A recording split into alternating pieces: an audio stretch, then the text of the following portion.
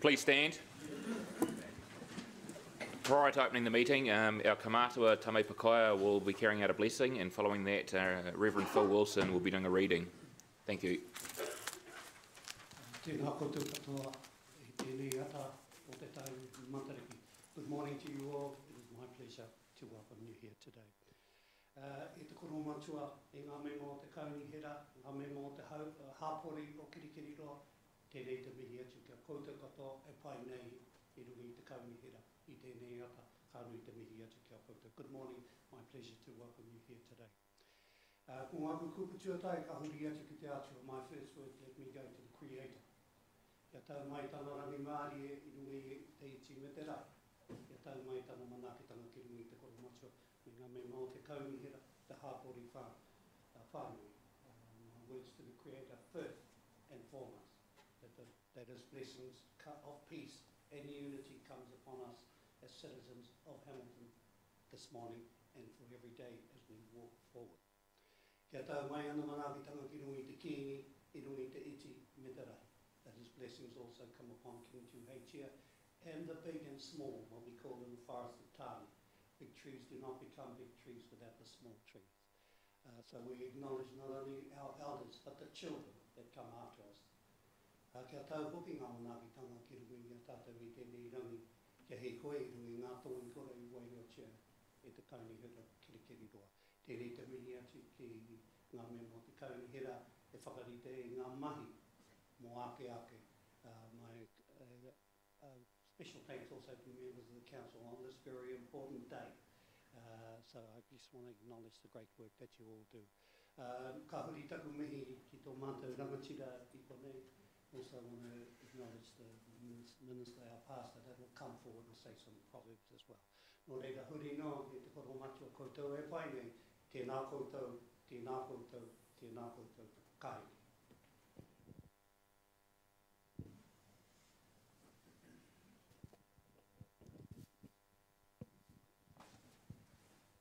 Tātou. The reading set down for today seems in some way obscurely appropriate to the occasion. It's taken from the Gospel according to St. Matthew and is a story that Jesus told. He said that the kingdom of heaven is like a landowner who went out early in the morning to hire labourers for his vineyard. After agreeing with the labourers for the usual daily wage, he sent them into his vineyard. When he went out about 9 o'clock, he saw others standing idle in the marketplace. And he said to them, "You also go into the vineyard, and I will pay you whatever is right." So they went. When he went out again about noon, and about 3 o'clock, he did the same. And about 5 o'clock, he went out and found others still standing around. And he said to them, "Why are you standing here idle all day?" They said to him, "Because no one has hired us." So he said, "You also go into my vineyard."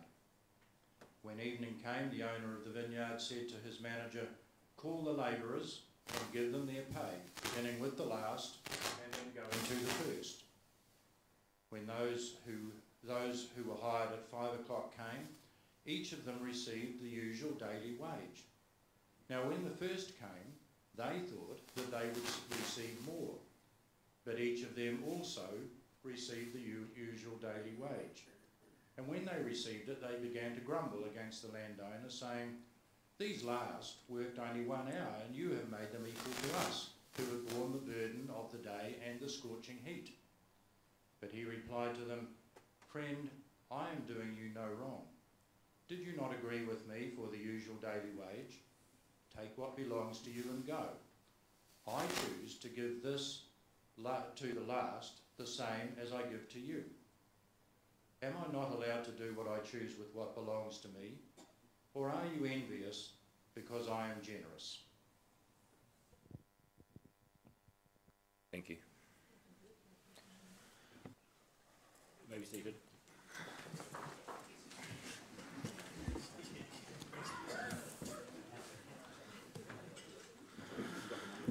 Declare the council meeting open on Thursday the 28th of June 2018. It's 9:35. Apologies. I have an apology here from Councillor Siggy for a departure at 5 p.m. After 5 p.m. No? No apology? Okay, so there's are there any other apologies? Okay, there are no apologies, so moved by myself, seconded by Deputy Mayor. All those for, any against?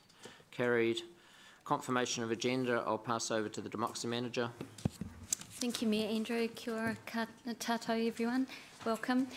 In confirming the agenda this morning, can we note, please, that debate will be 2 minutes with an extension of 1 minute if required, with the exception of item 8, 10-year plan approval, and item 10, Housing Infrastructure Fund loan agreement debates, which are to be 5 minutes with no extensions.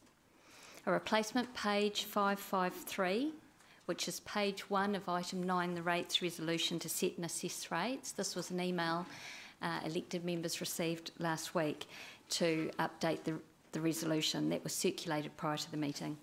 Item 16, resolution to exclude the public, followed by item C2 and confidential, which is potential legal matters relating to the draft development contributions policy.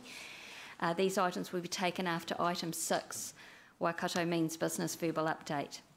And finally, item 12, the Chair's report, 28th of June 2018, followed by item 14, resolution to exclude the public, will be taken after item 15, Waikato plan review. So essentially they will be the last items before we go into PX. Thank you, Mayor Andrew. Moved by myself, seconded by Deputy Mayor. Sure. Audit letter opinion for today? When are we getting that? So yesterday, I sent out an email yesterday afternoon. No, the main audit. I'll ask Stephen an update from, or Sean or someone for an update from an audit point of view. They're prepared today to deliver an audit opinion? Yes, so the audit opinion, the draft audit opinion is in the updated 10-year plan document, which will be distributed to you shortly. I think it's on the OneDrive now. And we've got hard copies here to distribute as well. So that's the draft audit opinion. Yeah. Once we adopt the 10-year plan, they will issue their formal audit opinion with a signature. So can we get a printed copy? Because in here it's Latin. Yes. Yep, so we've got that to distribute. Great. Now, I believe. Lovely, thank you. Councillor Robb. Chair, I've motioned to put, and the motion which I think Becca will put up on the board is essentially to remove item 15 from today's agenda. What is item 15, Councillor? Item 15 is the Waikato plan review. I'm just waiting for that motion. Oh, there it is there. Item 15. That's what we're doing right now. Yeah. It's in red up there. That it be removed from the agenda and be rescheduled for a briefing or future council meeting.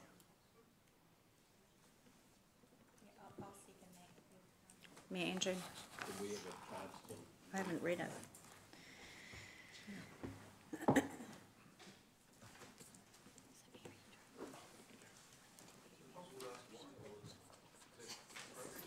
Sorry. Yep. Yeah. I'll certainly give you the reasons when it's appropriate to do so. Yep.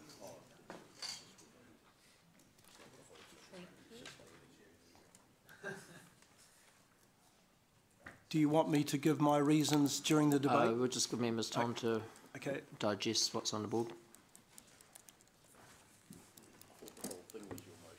No, it's just the red part. Yeah. Okay, Councillor Robb. Okay, look, I'd just like to speak to item E. Wait, hang on, this isn't debate. I'll wait. I mean, it's okay, quite clear. My motion's quite clear, unless there are some questions. Can I please clarify, Mayor Andrew or Councillor Pascoe? I believe the motion was put by the Mayor and Deputy Mayor for confirming the agenda, so that would make this an amendment. Okay. Is that correct?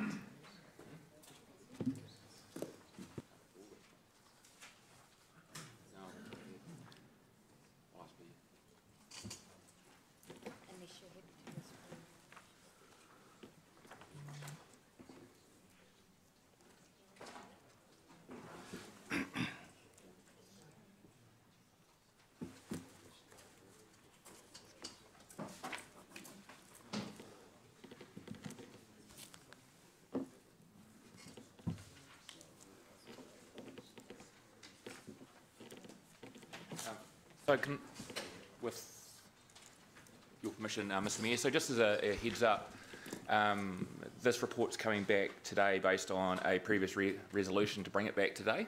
So I'll bring it back to a June meeting. So that's the first part. The second part is the reason there's some degree of urgency in terms of that item is there is a meeting tomorrow, a mayoral forum meeting tomorrow, which is considering other councils' response to this. So we're trying to line up a number of other councils as we head into this. And Blair, maybe you should talk rather than... Thank you, Council. Just some context. There has been a previous Council resolution regarding this matter that that a review be completed by the 30th of June, and this is the last available meeting to receive the report. Secondly, as Richard said, there's a mayoral forum tomorrow considering the same independent review report from Peter Winder concerning the future of the Waikato Plan, and then there is the Waikato Plan Leadership Group meeting on Monday, which is the joint committee which is also considering the report and the future of the Waikato Plan. So that is the reason it's on the agenda today. So I would certainly ask that certainly my request to Council would be that it stays on the agenda at the moment, and if I mean, this is a meeting primarily about the 10-year plan, but if there's an opportunity for it to remain on the agenda and Council can consider it, it would be certainly ideal in terms of those other matters I've raised.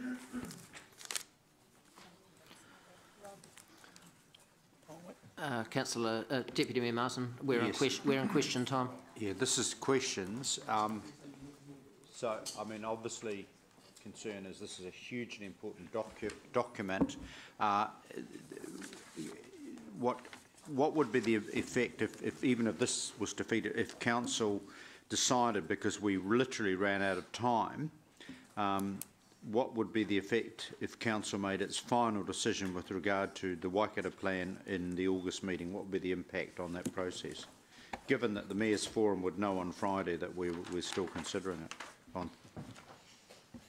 It means that Hamilton City Council's input into whatever changes may occur to the Waikato Plan, we won't have a view through that process. So decisions may be taken by the Waikato Plan Leadership Group to consider the review report, and Hamilton City Council's position won't be known. So you're suggesting at the moment keep it on the agenda in case we have time, but being totally aware that we run out of time, then it will be put over to August anyway. That would be my preferred position, Okay, Deputy Mayor. thank you. Okay, we don't have a seconder. No, she's withdrawn. Yeah. Okay. Yeah. So we do need a seconder to take this forward. Is there a seconder who will second this motion?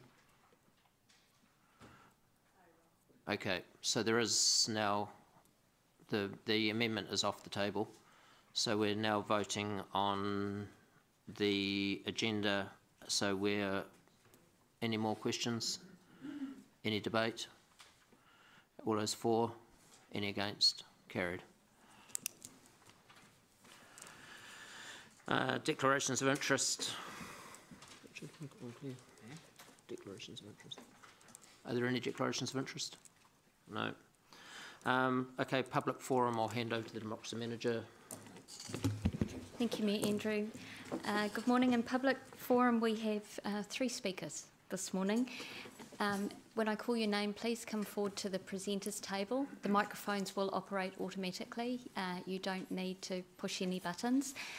3 minutes is allowed, including questions, and a bell will go at 2 minutes so that you know that you have 1 minute remaining.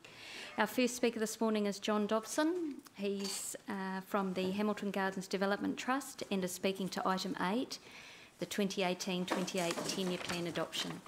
Welcome, John. Welcome, John. Thank you. Your Worship, councillors, firstly I'd like to acknowledge Council's support for the Hamilton Gardens Development Trust's submission to complete the gardens within the 10-year planning horizon. This will be game-changing for Hamilton if together we can do it, and I emphasise we've got to do this together. Council's resolution requires the Trust to submit a plan on how it will achieve this. The Trust is already working on developing a plan and is committed to consulting with stakeholders to develop a plan that will get buy-in across the community. Unfortunately, when things like this are put on the table, people fear change. And there's been some correspondence from the Friends in particular that I believe needs some context. The Friends and the Hamilton Gardens Development Trust have an aligned vision for the gardens, but our involvement is at different levels. The Gardens Trust is a special purpose entity set up solely to assist council develop and fund the gardens. The Friends, on the other hand, are a member-driven body who do an amazing job assisting council in the day-to-day operations, including fundraising at the gardens. Without them, the gardens could not operate at the level they do. The Trust has little or no interest in the day-to-day management of the gardens. Council staff and their management and the Friends do an amazing job. We don't even have a mandate to meddle in that sort of thing. The Trust has one focus, and that is funding and completing the gardens. One focus. And we want to do that now within 10 years. This is a seriously big project, and if our Trust is to raise its contribution, 15 million, we may need to tweak the governance model to make it happen. And I emphasise may. We remain open on this as we work through developing our plan. When I refer to governance model, I'm referring to how we fund the development and who has the responsibility for seeing that it gets done, not who runs the shop or maintains the gardens. The Friends should not be threatened by this. If there is to be a change, and that's a big if, it is extremely unlikely to be a change that will impact their role. They are a very important part and will always be so at the gardens. I note I'm also a member of the Friends and their honorary auditor. They're a great organisation. I also note that Council will continue to own the gardens and as such will always have ultimate control. This is not about changing control. This is all about making a marvellous project and a big project happen within that 10 years. Happy to answer any questions. Thank you for your presentation. The 3 minutes is up, so there is no time for questions, but do appreciate you coming in and presenting. Thank you very much for the opportunity. Thank you. Thank you, John. Now, Irene Strangwick from Netherville Retirement Village, and Irene is speaking to item 8 as well, 2018-28 10-year plan adoption. Now, Irene tells me that this is her first time speaking to council, so welcome. Good morning. We are here today from Netherville Village to present to council a petition regarding the rate increases. Council refer to their budget. We as pensioners also have extremely tight and fixed budgets to adhere to. At Netherville, all our residents are at a disadvantage when it comes to rates. Unlike other villages, all residents pay our own roads, street lights, the underground maintenance of services, and also pay contractors to collect our rubbish and take this to a central point so that the rubbish collection is made easier and more convenient for the contractors engaged by the council. So realistically speaking, we are paying twice for these services, once to the village, which we pay in our levies, and once again to the council. No one else that we residents know of is penalised in such a way, having to pay twice for such services. We are henceforth asking this council to restructure the way our rates are determined in Netherville Village so our residents are not paying twice the amount others pay. Alternatively, commit to take over the responsibilities of the village in regards to the upkeep of the roads, lighting, etc., so our levies can be reduced accordingly. Thank you for listening to our concerns, and we hope we get your cooperation in this matter, remembering that next year is election year, so we will all be watching and waiting in anticipation that you are doing the right thing. Give us a fair go. Thank you.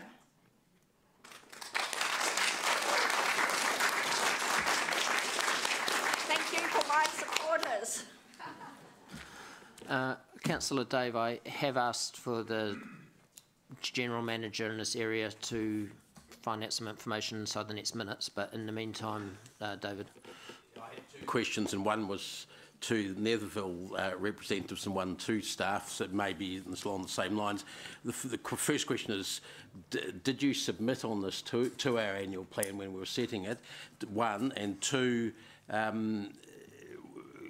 to staff perhaps, I believe that we have a mechanism for not charging rubbish for rubbish collection, waste collection in the central city and some other areas, and I would like them to tell us what that mechanism is and whether we can apply it to Netherville. So you did submit this originally? Yes, we did. Yep. Thanks. Yep. So I'm just asking so staff. The second question I'll ask, as soon as staff get the information, they'll come back to us, Sure. just to keep things moving. I think the General Manager. Are you ready? Yep. Just conferring with my colleagues, I think I answered generally. So if we still pick up the rubbish at the gate, they're still getting the service. If we're not picking up the rubbish at all, there is a mechanism to recognise that. So I'm just not sure of the details of Netterville here, and I'd have to go and find that out. But if we collect at the gate, we're still collecting the rubbish, and we're still they still pay for the service. If we're not collecting at the gate, there is a mechanism to recognise that. Thank you. Okay, thank you very much for your presentation. Thank you. Thank you. I wasn't trying to cut you guys out. Yeah, just the Democracy Manager is going to pick up your paperwork.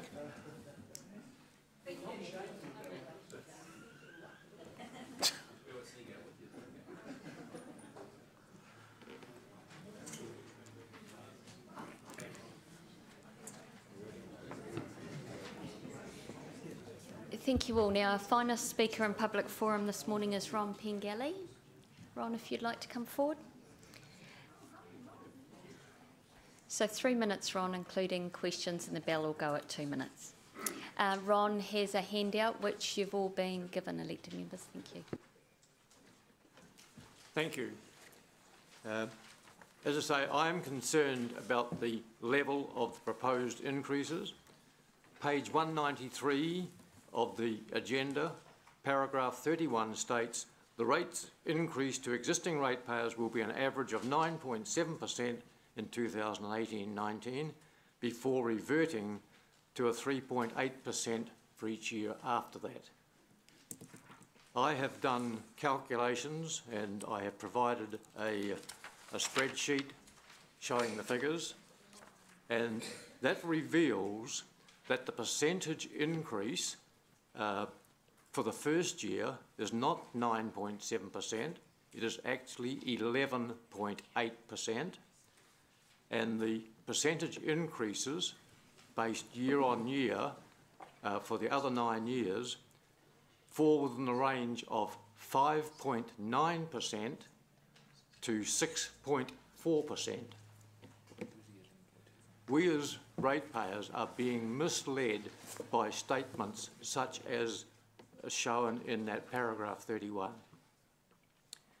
I believe that if the percentage of rates increase were fairly calculated, as stated, the ratepayers of this city would be required to pay,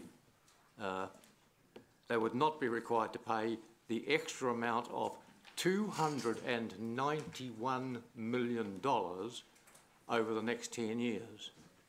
If you stuck with the 9.7 and the 3.8, you would collect $490 million extra above the 2018 figure. So by having the percentages at 9.7, 3.8, you would still collect an average of 49 million extra each year for those 10 years. But by doing it at the percentages or the figures that you've got in your report on note number 2, the ratepayers are going to be required to pay an extra 291 million. So instead of paying 49 million extra a year, we're going to be paying 78 or 79 million a year average over these next 10 years. It's just too much. as I say in my note here, public are regularly warned about falling for illegal scams which have the potential to separate people from their hard-earned money.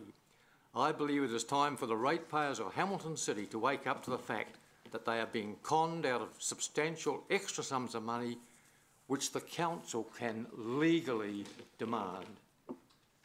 Come on, fellas and ladies, give us a fair go. Thank you.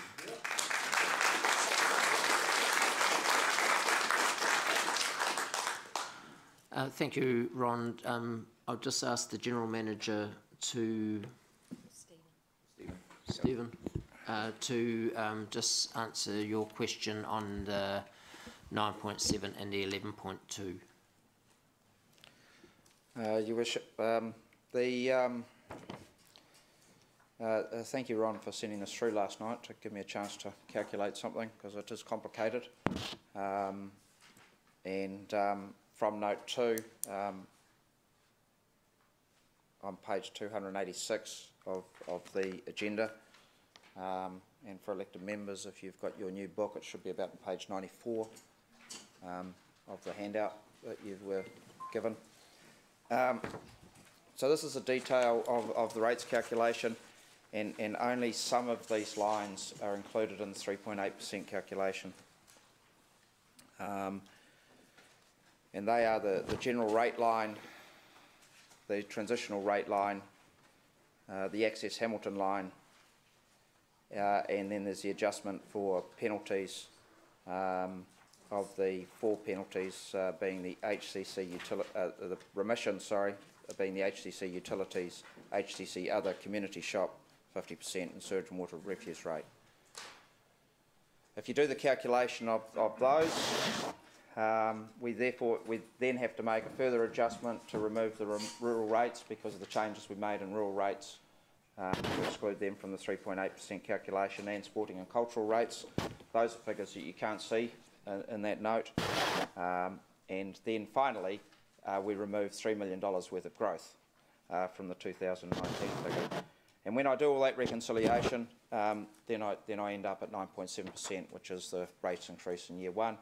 And obviously that flows in every year. So while I can fully understand how Ron has calculated 11.8%, and it's perfectly understandable from the information that's provided, the calculation is far more complex and not transparent in terms of that note and how it's shown. So, yes, what's your point of order? That I don't think it's appropriate for staff to debate a public forum. I understood public forum was public to speak and for councillors to ask questions of clarification. Excuse me, stop please. That is not a point of order. Stephen, so is the rates increase average 9.7 or is it 11.2? The rates increase average to existing residential ratepayers and commercial ratepayers is 9.7. So could I ask you to just work with Ron over the coming days, just to, because Ron's done a lot of work on this and he's presented in full faith, believing how he's got there. And as you said, it's very complex, so I think you need to spend some time with Ron, just going, obviously Ron, today's not a good day, but just going through it with you to explain and to guide you through of how... I will appreciate that. Okay. Thank you very much, Ron. Just ask on, so that I can follow Ron's submission clearly. He's got on there page 287, and Stephen, you said it was 287, but that's fees and charges. I think what you're comparing this to will be the actual financial. Which one? Note 2 of the finances. On my agenda, it's page 286. 286, just so that I can. No, the rates, that's just rates, right? This is not the full financial forecasting statement. That's right, note 2. All right, it's just the rates. Okay, just so I've got the right page. Thank you.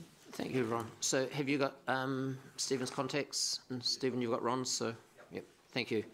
Okay, can I, we have done a bit more research on the rubbish submission, so from Neverville, so I'll just ask the Chief Executive to explain that. I think Chris has already spoken to the spokesperson in this case, but just for the audience here, so ultimately the retirement village is a private road. They still receive the services at the gate, including rubbish, so that's why there's a charge for rubbish.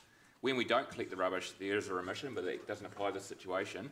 But because at Netherville, the fee simple titles that are individually owned, they are eligible for the rates rebate scheme as well. So if you're not aware of that, and I'm sure your spokesperson will pass it on as well.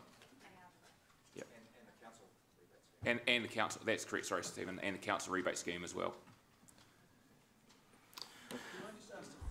What's collecting your rubbish from the road?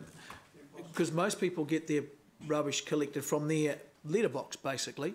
But are you saying? But I don't think they put their rubbish out at the letterbox. No. So hang on. This isn't the appropriate time to be discussing this. Okay. They've made a submission.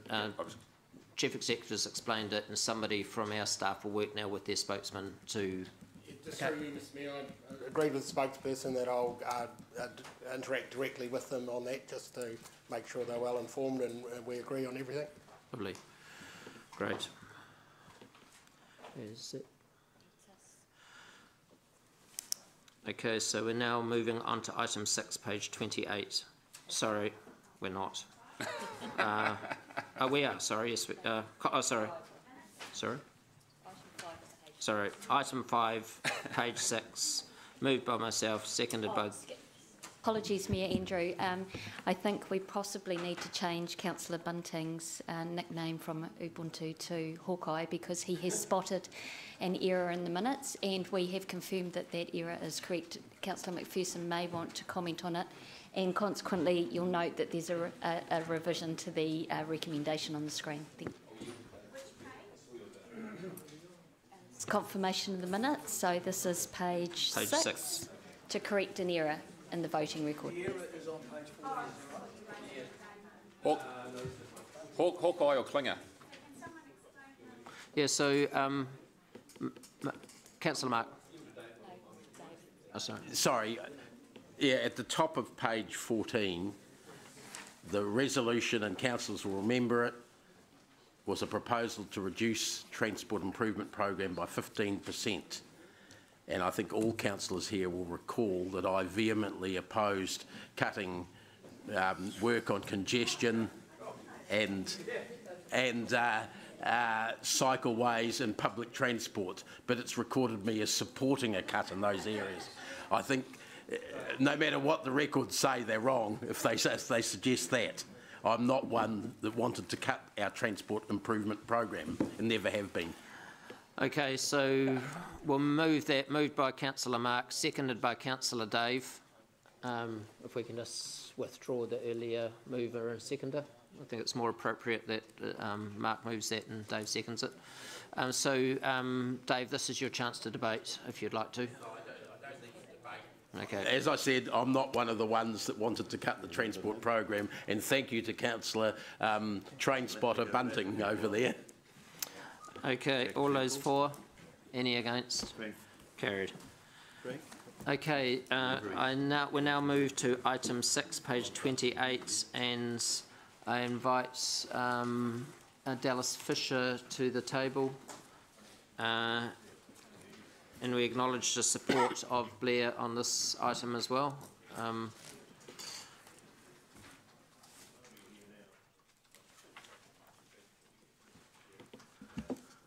Morning, Mayor Andrew. Morning, councillors. Morning, staff. Twice in a week. It's a bit much, isn't it? Yes, it is. Listen, just a quick update, and I'll move quite quickly so we've got some time for some questions. Have I got a little countdown thing today, or have we haven't got? No, you have. I'll be here for an hour. You have time to present, but we do have a very big day. Trust me, Dallas. I've got a counter. Listen, just a quick update. A couple of these slides you would have seen at the SHA hearing, but there's quite a bit of new content. So just to reverse back to the scene and the objectives that the reader wants to achieve: lift economic performance, attract, retain, grow investment, grow people, talent, business across the region, and be the focus of one voice for economic and business needs and opportunities for the region. A lot of milestones have been met in the last month and a half. So the establishment board's been in operation since March. Last week we became a legal entity. We formed the trust. The trustees are the president of the the chair of the IOD and the president of the Accountants Society, Waikato.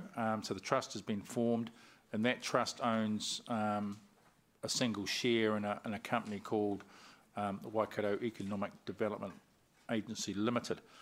So we've got an entity.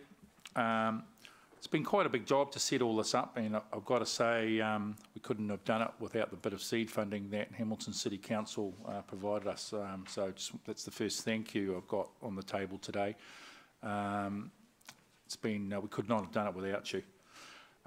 Recruitment process is underway for the CEO. The ads are in the paper. If you recall, Stuart Gordon, the CEO of Innovation Park, has been sitting in the chair on a temporary basis, so we'll have that CEO in place in the next couple of months. All the councils have got our funding requests in their LTP, as has Hamilton.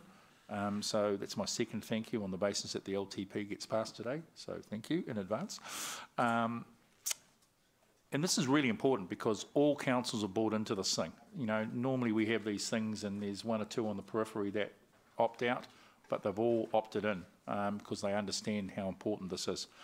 Business sponsorship is going quite well. We're not going to be a subscription organisation. We're going to specific large businesses across the Waikato and asking for significant amounts of money, nothing under 50 grand. And we've got a target of 600 and that's going quite well.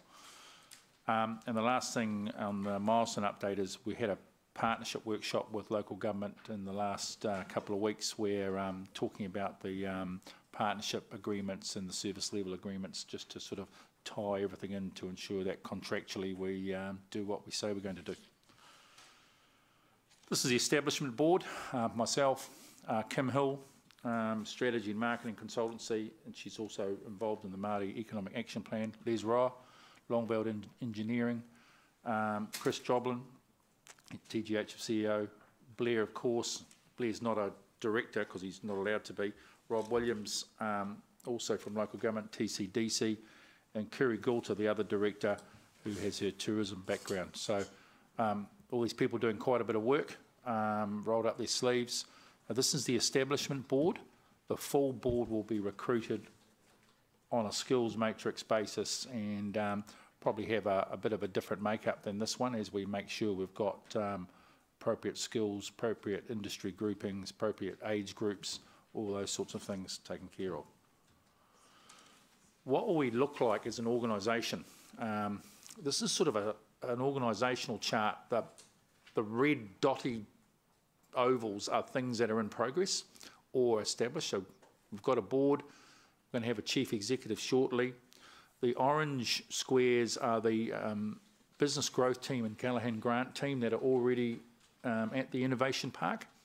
They will be absorbed into the reader.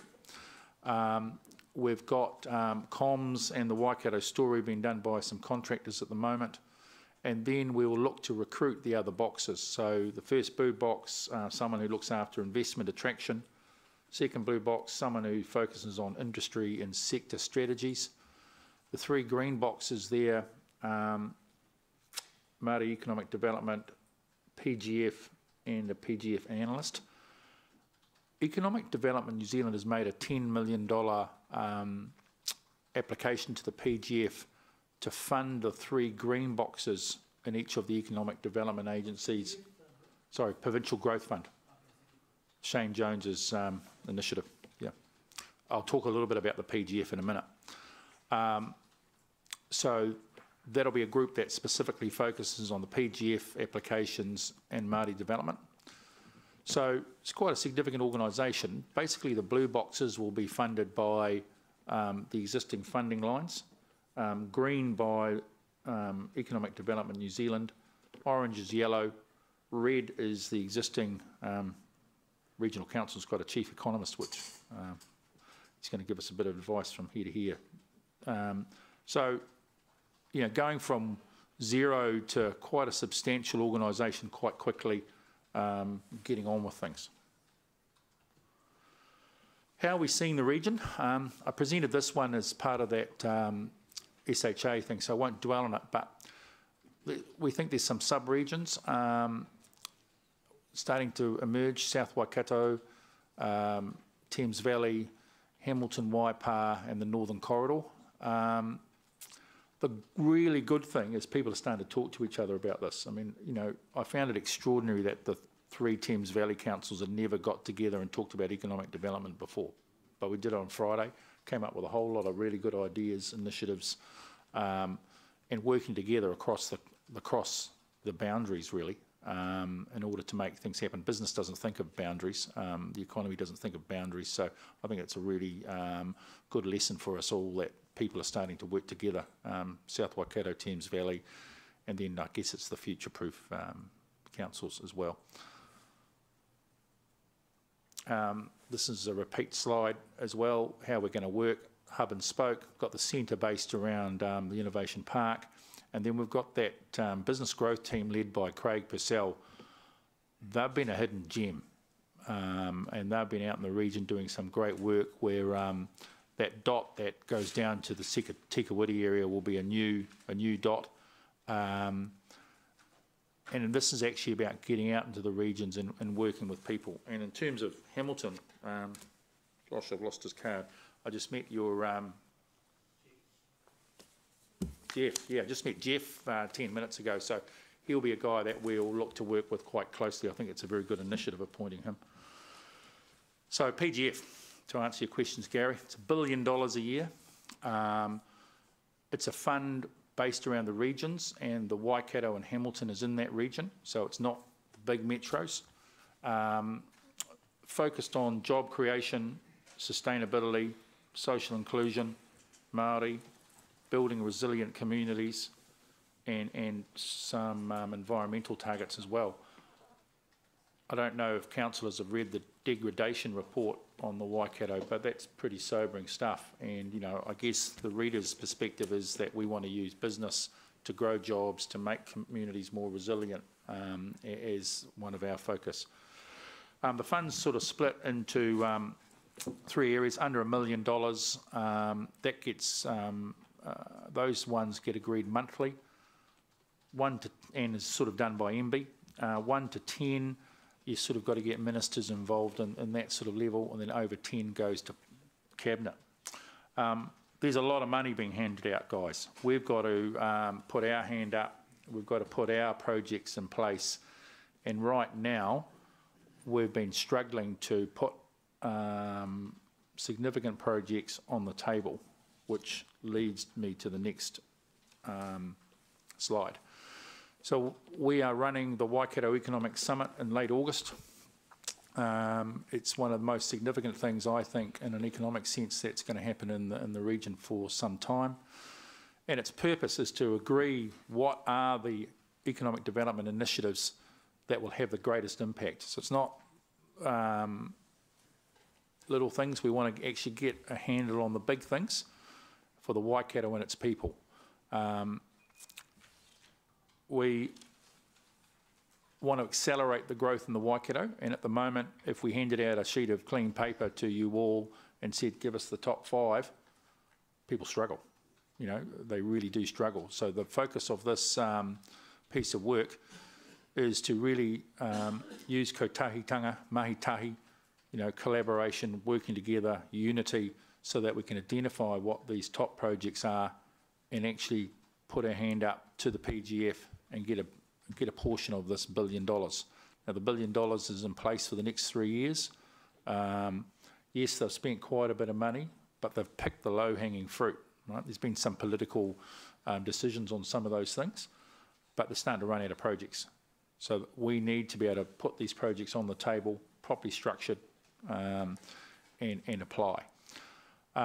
We want to build consensus around the reader's agenda for the next 24 months and beyond. It's a critical piece of work, and we're looking to invite 200 people for 2 days. It's a significant commitment for people. but this is a significant issue. It's at the Don Rowland Centre at the end of August. And essentially what we're saying, hey, we need to have a paradigm shift. And to use the analogy, we need a new waka where we all grab the paddle. We've got to be moving in the one direction. Government needs to understand from the Waikato what it wants. We're a huge part of the New Zealand economy, but we need to be working together, paddling in the same direction as the region in order to secure our share of the billion. It's an invite-only event. We've actually developed a database of 400 people across all industry sectors and across the region. Been a big job just to even put that together. We're looking to get 200 to 250 out of it, and it's going to be a significant working session. So over the next 3 months, our focus is to fully establish the organisation, recruit the CEO and the additional staff, appoint the full board, deliver the summit, use the summit outcomes to drive project development and PGF applications. We're supporting the Northern Corridor. We're supporting the South Waikato Economic Action Plan, otherwise known as SWEEP. And we want to develop a Thames Valley plan with those 3 councils. We'll be putting in place SLAs and partnership agreements with councils as yourselves. And we want to continue to deliver the outcomes from the existing old Waikato means business projects, the main one being the South Waikato Economic Development Plan. That's it from me. Take questions. Thank you. Councillor Angela. Hi Dallas, how are you? Good. Good. On our agenda today is an item around the Waikato Plan, and Council may or may not choose to continue to participate in that. Can you give me your feelings on that? Waikato Plan is important. Economic development is one of the 5 key segments of the Waikato Plan. We've got to work together. I understand Hamilton's position. There's been issues with the Waikato Plan to date. I think Peter Winder has done a damn good piece of work. My personal view is, you know, this council has been saying for some time that the plan was unwieldy, too many people. I think the Winder work addresses that. You need to stay in, guys. Doesn't mean to say you have to spend your money, but you need to stay in. Really important. So follow up, you said that was your personal opinion. Has the Establishment Board had this conversation, and what would be their recommendation? Are you speaking on behalf of them? I'm speaking on behalf of the Establishment Board. Okay. And the recommendations from Peter Winder, I'm assuming will go to the Mayoral Forum, and you would, do you agree with those recommendations? Yes, well, we're presenting to the Mayoral Forum tomorrow. I'm in overdrive at the moment, I've got to say. Listen, it's got unwieldy. I think where Winder's coming from is that if you think about, there's a pie chart in the Waikato Plan. Sorry, Mayor, I'm talking about the Waikato Plan here, but there's 5 segments. Economic is one of them. And the reason why the economic thing's getting some traction, we've got a small group of people focused on it, getting on with it. Each of those segments needs a small group of people, one person. That then helps form the board. So the board of the Waikato Plan gets significantly smaller, gets the focus, gets going. So I think Peter Winder's absolutely onto the right way. And what would the risk or what would the impact be, Dallas, if Hamilton City Council did make that decision today to pull out? Listen, we've got to work together. The risk is that we impact on the absolutely key relationships. You know, I'm going to be honest here. Our Hamilton City's relationships with the rest of the councils prior to this council coming in were difficult. I think this council and the Mayor's done a great job at starting to rebuild those relationships. They're very important, and pulling out of the Waikato Plan will negatively impact on those relationships. I think we've got the region on a roll. We have to work together. Thank you. Councillor Paula. Thank you. Angela's asked 1 or 2 of my questions. Notwithstanding there are some lumps and bumps in the plan, we've gone from wide. We're now, what you're saying, that we've gone from the wide overall overarching vision of the Waikato plan, from which the Waikato business dropped out of, and now we've got to define those. So we've gone wider. Now we do need to tidy up, but we should prevail with that. Yeah, I wasn't really here to talk about the Waikato plan, but that's what I think. I read the Winder report, and I think he's right. Waikato Beans business is a subset of the plan in any way, isn't it? And one of the reasons we've got traction is we've got a small group that's driving it, and we need to do that in the rest of the segments of the pie, and then that group, call that 5 people, become the board with a chair, and we take away the clunkiness that's evolved in the Waikato plan in the last wee while. And there are benefits to Hamilton to belong to a wider Waikato business perspective. Totally. The other night you and I were at the Agenda Waikato, which is a business-led think tank around determining the wellness in a business sense of the Waikato, yeah? Yeah. It was a very interesting event. But would you see Waikato and a different boundary, but would you see Waikato means business drawing on some of the thinking of those kind of business-led groups, albeit that the boundaries were quite different and their focus was slightly to one side? But yeah, they're 45 minutes from Hamilton City, so they're a little bit narrow in my opinion. There's a lot of groups that are floating around, right? You've got industry groups like WECA, Chamber of Commerce, which is the Chamber of Commerce, and we've got to harness all of these groups. And so you've got to take input from all of them. And Agenda Waikato is a think tank / lobby group, and we'll be taking on board their view. May not necessarily agree with their view. But disagreeing is part of the constructive process, isn't it? Like what you said about the deprivation report, because I read it and I was a bit glum reading some of the progress we've got to make. Are you saying then that from a business perspective, jobs and employment, which was recognised in the deprivation report as one of the key areas for Hamilton, and the Waikato, parts of the Waikato, are you saying that will be front and centre of the programs that you drive, given priority in there? I think it helps geographic direction a little bit. You're never going to get that exactly narrowed down, I don't think, but I think it's one of the things, certainly if we want to get serious money out of the PGF, I see us trying to target some of those areas. So you're looking for the win-win space? Yeah. Thank you. Councillor Ryan. Thank you, Chair. Dallas, you talked about when you asked people the top 5 things. What are the things that are coming to the surface for you guys in terms of those top 3? These are changing things, right? And so there's the whole infrastructure issue. And so what we're sort of saying, we understand infrastructure, but we sort of want to sort of park infrastructure a little bit and focus more on the business growth things. Infrastructure then comes into the play as being the enabler. So, if you look at the big things that are floating around, tourism growth, finishing off the cycleways, building operators around tourism. You take out Hobbiton and we're a bit lean. So how do we develop the quality of operator of Hobbiton? We're not going to produce a Hobbiton overnight, but what do we do around the river, around Ngaruawahia? Tainui Waka tourism, I think, is about to spread its wings. We've got the thing we talked about yesterday, the Te Awa Lakes. That's a big development. What are we going to do in the South Waikato about forestry? There's quite a few issues developing out of forestry and the availability of wood for Kinleith. Understanding those. How do we connect finfish farming? I think finfish farming in the Hauraki Gulf is a huge opportunity. How do we work with the regional council to actually get those rentals agreed and get the Kopu wharf developed?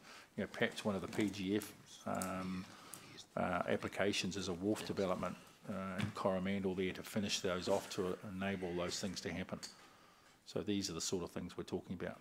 There's 1 or 2 things in this city that aren't quite public enough to talk about at the moment that are quite exciting. Sure. One in particular. My second question is, would you please consider me to your big party at the end of August? Thank you, Councillor.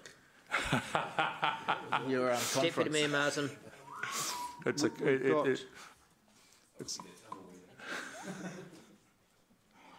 obviously our city, in my view, has been very effective in its relationships now with the new government in Wellington.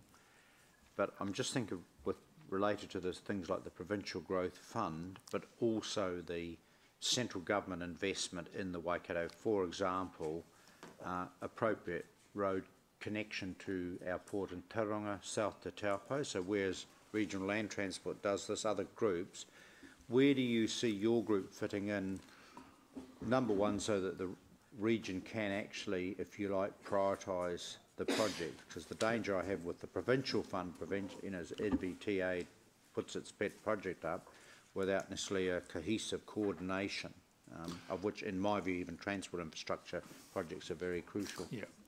So a couple of questions within one there. Relationship with central government, building it fast. Meeting with local MPs, Jamie Strange, Nanaia Mahuta, in the last 2 weeks. The Northern Corridor project getting a lot of focus, as you guys understand, from central government. Roads, not a particularly popular subject with central government at the moment, but we've got to broaden out because, you know, Thames Valley, the connection with Tauranga, really important. Big economic impact with Ruakura and those sorts of things. So it's not just about the PGF, it's about putting our hand up, even if it is a little bit unpopular, to push our agenda. And the summit really is the key thing to bring people together to actually make that list. So you're saying the summit will be very much a very broad based, but out of that you want a shopping list? Yeah, so the summit's going to do a couple of things. We've got to develop a sausage machine. You know, we've got to have the ideas coming in that might be a little bit embryonic at the start, get them going. They might need business plans, they might need feasibility studies. Then you've got the ones that are more advanced where the thinking's a bit bigger, and you know, that'll be a higher sort of on the priority. But so, you know, we've got to give, as I said to someone the other day, you know, Gallagher's are 80 years old. Can we bring 10 Bill Gallagher seniors to the summit? Right? 40 years, 80 years ago? Those are the sorts of people we want with the new ideas that are popping out, plus some of the more advanced ones. Thank you. Councillor Mark. Thanks, Dallas. And excited about the work. Hey, because we're here charged to work within these boundaries, and so put very, very simply, what is the best attitude we could take as a council towards this initiative, bearing in mind that we represent the people of Hamilton? Yeah, well, it's the attitude that you've taken to date, which has been fully supportive. Yeah, we've got to work together, and it's quite difficult to say that every month we'll give a tick to every council or every area. But over time, we've got to help everyone. Now, you know, there will be projects that we're working on. There's one in particular around tourism at the moment that if that happened in this city, it would be massive. Right. So it's about identifying these big things and helping to make them happen. But they're cross-boundary. We've got to work together. Right. So how do we sell it to the people of Hamilton? I guess it's about jobs. It's about making things happen. We sell it to the people of Hamilton to say for an investment of $140,000, we're getting the traction of some of these big projects working together. Right. So, you know, I'm conscious that we've got to get runs on the board. Yeah. Okay. Cool. Thanks. Thank you, Dallas. Thank you for coming this morning. It's not an accident that Dallas is here this morning. We have a big decision to make later in this meeting, and the two of them line up between the Waikato plan and Waikato Men's Business, so we do appreciate you being here, Dallas. Thank you.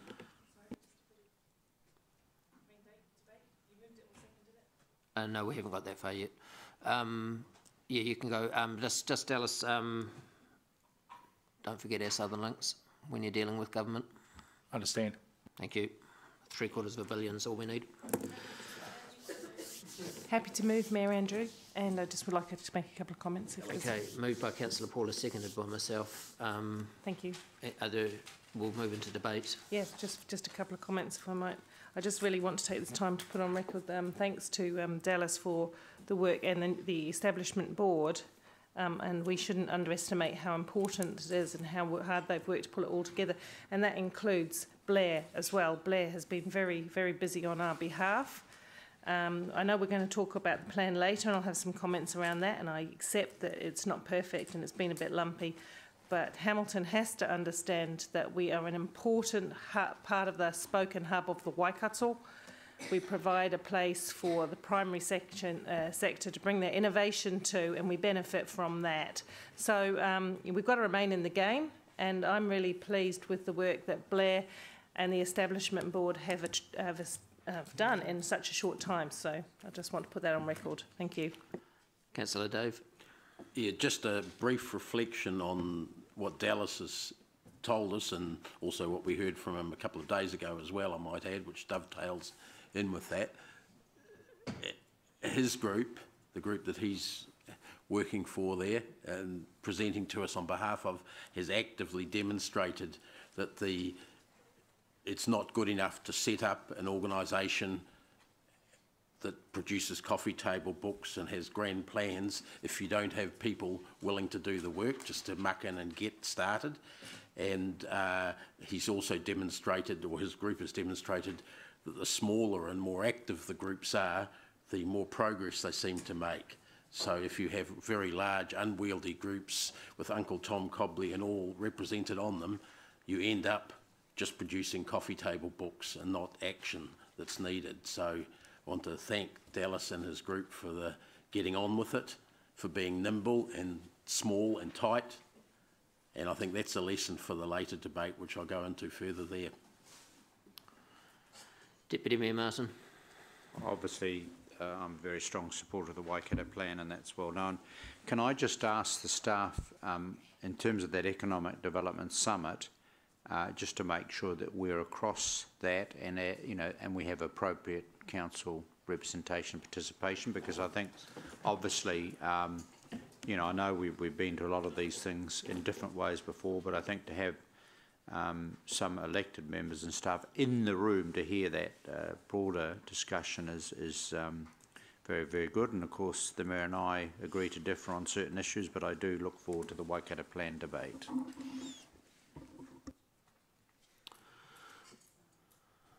Okay, all those for? Any against? Carried unanimously. Okay, we'll now move to resolution to exclude the public. We're going to go into confidential now. I don't expect that we'll start again before 11:30. Just to give you a steer.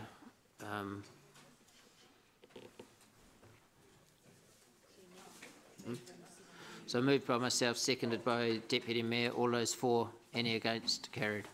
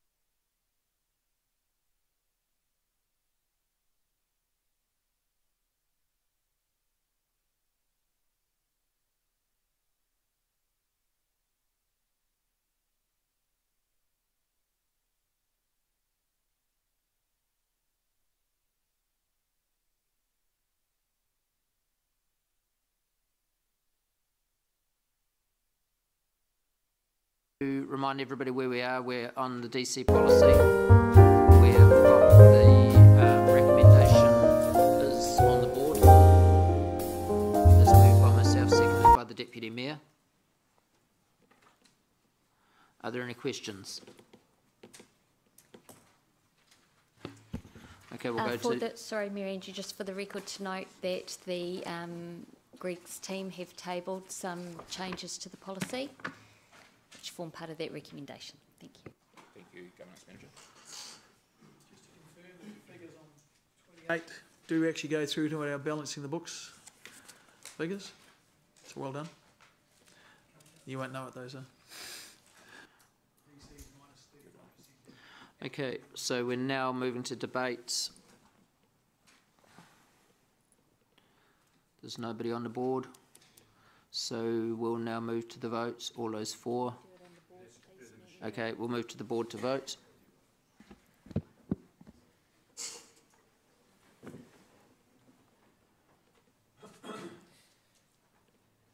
The motion is carried 11-4, 2 against. Okay, we'll now stop for morning tea until 11:25. Sorry, 11:35. 11:25. Yeah, that's it done.